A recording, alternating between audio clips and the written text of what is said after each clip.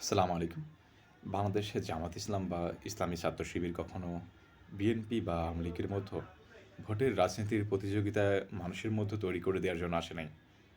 তারা আসছে এই বাংলাদেশে সৎ লোকের শাসন চাই, একজন সৎ লোক দিয়ে কীভাবে শাসন করানো যায় আর আল্লাহর আইন চায়। এই ২ টা জিনিস চাওয়াতে তারা অপরাধী মনে হয় না।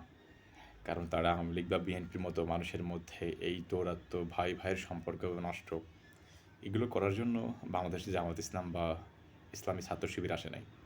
যারা আসছে মানুষের ভিতর ভ্রাতৃত্ববোধ তৈরি করার জন্য, মানুষের ভিতরে ভাই-ভাইয়ের ভিতরে একটা যে আত্মিক সম্পর্ক সেটা তুলে ধরার জন্য। আর এজন্য আপনাদের কাছে অনুরোধ করব যে আপনারা কখনো বাংলাদেশে জামাত ইসলাম বা ইসলামী ছাত্র শিবিরে ভুল বুঝবেন না।